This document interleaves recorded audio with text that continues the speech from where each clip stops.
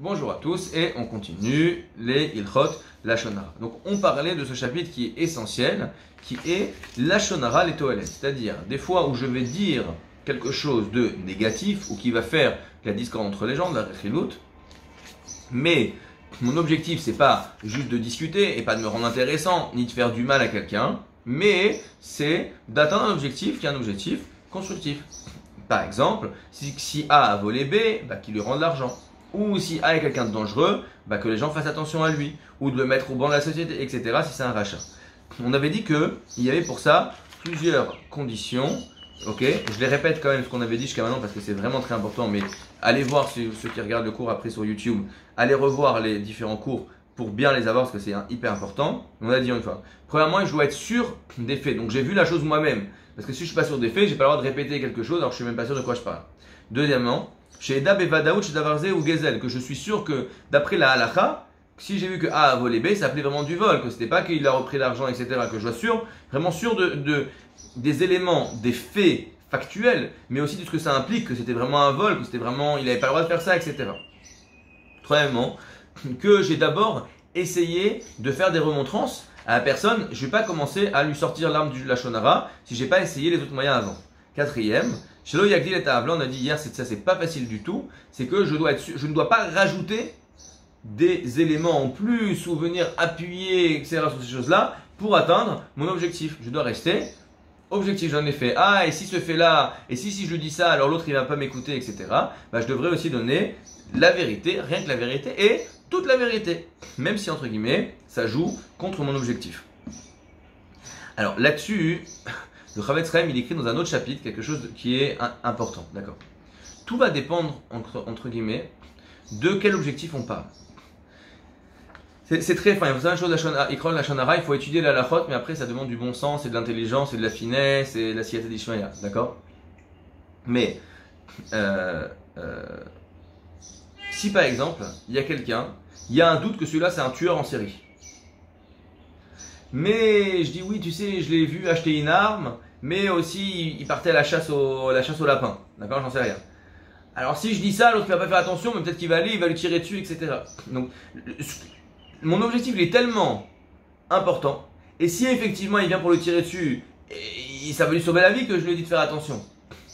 Donc, dans ce cadre-là, j'aurai le droit même de cacher des éléments, ou même d'augmenter, etc. pour être sûr d'arriver à mon but. Et là, ça devient quelque chose de très fin, parce que c'est pas facile du tout de savoir quel cas mérite que, etc.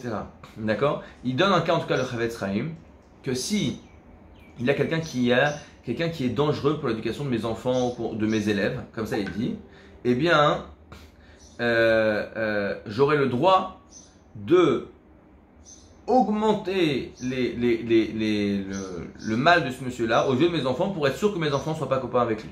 Ça paraît complètement fou, là-dedans, on pose des questions de Rav Kaufman dans son livre, il pose des questions, il dit mais comment c'est possible cette chose-là, etc. Mais étant donné que si effectivement ce bonhomme-là il est dangereux, c'est sûr qu'il va faire du mal à l'éducation de mes enfants, et c'est quelque chose de très grave, et que mes enfants ils m'écoutent, eh bien je devrais m'assurer dans ce cas-là que mes enfants. Par contre, ça c'est le cas. Dans tous les autres cas, alors je devrais rester factuel et ne cacher aucun fait, même si je dis au fond peut-être qu'il va pas m'écouter. S'il va pas m'écouter, tant pis, d'accord. Il y a quelqu'un qui va rentrer dans une affaire avec quelqu'un que je pense pas être très sérieux, mais si je lui dis juste qu'il est pas très sérieux, alors il va pas m'écouter, alors je vais lui dire non mais c'est un voleur, non je vais pas lui dire c'est un voleur, c'est pas un truc, je vais lui dire il est pas très sérieux, ou je vais lui dire les faits qui me font dire qu'il est pas très sérieux, et si l'autre ça suffit pas à ce qu'il m'écoute, eh bien tant pis, moi j'ai fait ce que j'avais à faire, et encore une fois voilà, je vais pas transgresser la Torah pour entre guillemets le protéger, si lui-même ne veut pas se protéger de ça. Et troisième notoire, chez Kamel et Toilette. Vélo Mechamat Sina, que mon objectif soit l'objectif constructif et pas ma jalousie, mon énervement, etc.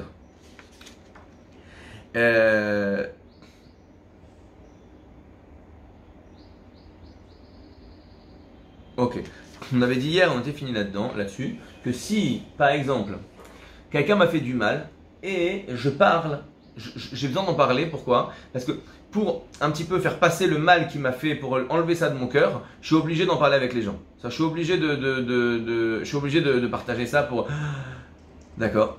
Alors dans ce cas-là, mon objectif c'est pas de le détruire. Mon objectif c'est de lâcher mon cœur. L'exemple type, d'accord, c'est ta femme qui vient te voir, qui dit ouais mais ma mère elle a fait ça, et tu te rends compte, et ma cousine elle a dit ça, Son but c'est pas que tu détestes sa mère. Évidemment son but c'est de lâcher ce qu'elle a sur le cœur. Donc ça l'oral droit s'appelle les toilettes.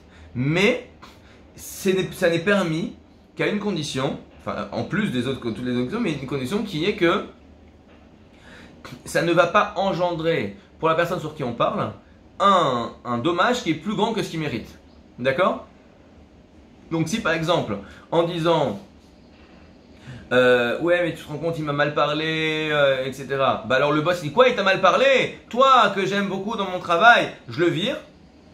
Quelqu'un qui a mal parlé ne mérite pas de se faire virer.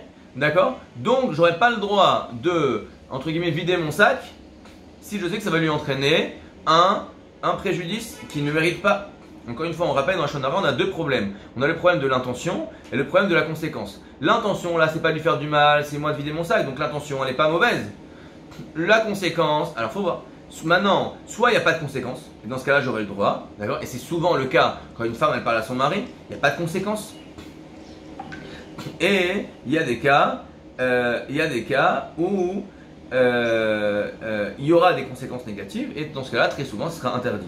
Maintenant, c'est du point de vue de celui qui parle, mais je rappelle que celui qui écoute n'a pas le droit de croire. Donc, en gros, Alecha et Maasé, ta femme, elle a eu une dispute avec sa mère, elle a le droit de venir t'en parler et de se lâcher, d'accord, dans une certaine mesure, d'accord. Mais toi, tu as le droit de rester et de l'écouter, mais tu dois prendre sur toi de ne pas croire ce qu'elle te dit. Je ne crois pas ce qu'elle me dit, je l'écoute parce que ça fait du bien à ma femme, mais au fond, je pense que ce qu'elle me dit, c'est exagéré, il y a une autre face à la pièce, etc. Mais bon, je lui fais comme ça. Je comprends, ma femme, t'as de la peine, c'est difficile, etc. Mais dans mon cœur, je ne crois pas à ce qu'elle me dit, je ne change pas mon regard sur ma belle-mère à cause de ça. Vav, Shelo, et ça c'est très important. 6. Shelo yachol leasig et atoelet beofen nacher. Très important, je n'aurai le droit d'utiliser l'arme à feu qui est le lashon hara que dans un cas où je ne pouvais pas obtenir cet objectif sans l'utiliser. Je répète, on n'a pas le droit de tirer dans la tête de quelqu'un, d'accord, si je suis un militaire, si j'aurais pu l'arrêter en tirant dans la jambe. Et là, belose hu lashon hara gmura. Écoutez bien, imaginons que A a volé B, d'accord, et j'aurais pu récupérer l'argent de B tout simplement parce que j'ai les clés du coffre de A et j'aurais pu prendre l'argent et l'amener à B, j'en sais rien, d'accord. Et que j'ai décidé, non écoute, moi je ne vais pas me prendre la tête, hop, j'ai dit lashon hara, je lui ai dit voilà, j'ai dit lashon hara. Ok, mais c'est les toilettes. Je dis que tu as volé, mais c'est de les toilettes dans le but qu'il puisse récupérer son argent. Écoutez bien, dans un cas comme ça, j'aurais transgressé l'interdit de la Torah de lashon hara. Ah, mais je l'ai fait les toilettes, et en plus pour qu'il rende l'argent, etc. Oui, mais comme tu aurais pu avoir cette chose-là sans utiliser ça, eh bien, hein, tu as transgressé l'interdit de la Torah de lashon hara. D'accord? On m'a appelé récemment pour un cas de quelqu'un qui est importateur, bon, je ne vais pas dire quel produit, il importe, il est distributeur, pardon. Distributeur. Et donc, il y a un certain produit où le producteur de ce produit a deux distributeurs, lui et un autre. Donc, c'est tous des juifs dans l'histoire. Et ils sont mis d'accord, de façon tacite les trois, donc le producteur et les deux distributeurs, que ce produit-là, ils le vendent à un prix fixe, pour pas casser le marché, etc. Ils gardent un certain prix. Et ce monsieur qui m'appelle me dit, mon concurrent, l'autre distributeur, j'ai vu, il a vendu son site web à un prix complètement cassé. Donc contre l'accord qu'ils avaient ensemble. Il pose la question, il dit, est-ce que j'ai le droit d'appeler le producteur pour lui dire, regarde le distributeur, il ne respecte pas le deal. On a réfléchi, je lui dis, peut-être que, oui, éventuellement tu pourrais avoir le droit, mais seulement après que, pourquoi simplement tu n'appelles pas l'autre et tu lui dis, écoute, je comprends pas ça. Tu lui dis, écoute, il y a un problème, on avait dit que, etc. Un, peut-être qu'il ne savait pas. Deux, peut-être qu'il a eu un coup de pression. Il y a plein de choses qui a pu se passer, d'accord. Mais surtout, quoi,